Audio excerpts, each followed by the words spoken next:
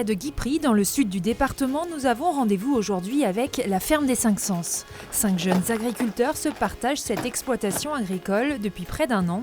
Marie et Mickaël sont paysans boulangers, Tamara fabrique des savons et Marion et Pierre sont maraîchers bio. Nous ici à la ferme des Cinq Sens, on fait 3 journées de pain par semaine. On transforme donc les blés de nos champs en farine et en pain. On est encore, on va dire, un quart de notre rythme de croisière dans les années à venir. On a été très bien accueillis sur les réseaux de distribution d'Ille-et-Vilaine et de Rennes via les magasins bio et toutes les filières de circuits courts qui existent sur le département. Les 4 jeunes agriculteurs ont été accompagnés par le département d'Ille-et-Vilaine dans leur installation, grâce aux aides proposées pour le développement de circuits courts. 772 000 € d'aides ont été distribués en 2015 par le conseil départemental à travers 9 dispositifs comprenant 274 dossiers. La politique agricole du département vise à répondre aux enjeux du développement durable, c'est-à-dire à la fois d'avoir un modèle agricole qui crée de la valeur ajoutée et des emplois sur les territoires, et en même temps pouvoir répondre et s'adapter aux enjeux environnementaux, que ce soit sur la préservation des ressources naturelles ou des milieux naturels. Et enfin également répondre à la demande des citoyens, la demande sociétale d'avoir une alimentation locale et de qualité. Au total, les 4 agriculteurs ont bénéficié de près de 40 000 € d'aides du département, dont le portage foncier en partenariat avec la SAFER pour l'installation en SCI citoyenne. Plus de 200 personnes ont investi dans cette épargne solidaire avec l'accompagnement de l'association Terre de Liens et ont acheté des parts, des terres agricoles et du bâti. Au niveau du portage foncier, c'est un outil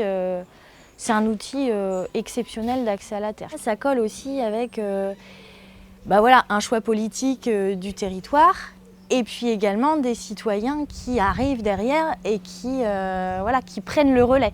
Et si on avait eu à acheter le bâtiment et les terres agricoles, on se serait peut-être versé notre revenu 3 ans après notre installation.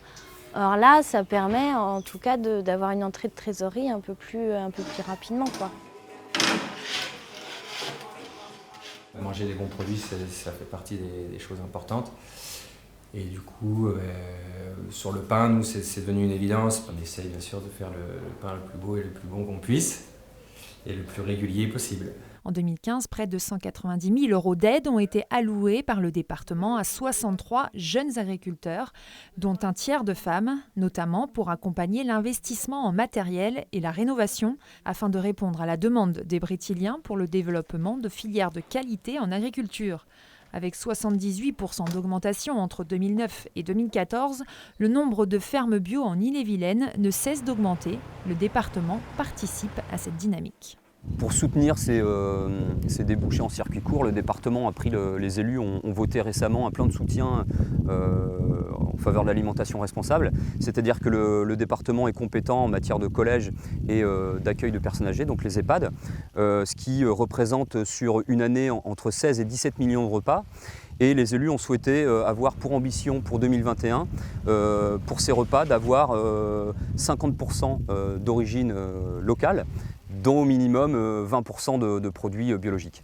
La savonnerie artisanale ainsi que les 2 entreprises de maraîchage et de boulange grandissent dans les meilleures conditions grâce à ce fonctionnement solidaire et participent à la volonté d'une agriculture de qualité, du champ à l'assiette en Ille-et-Vilaine.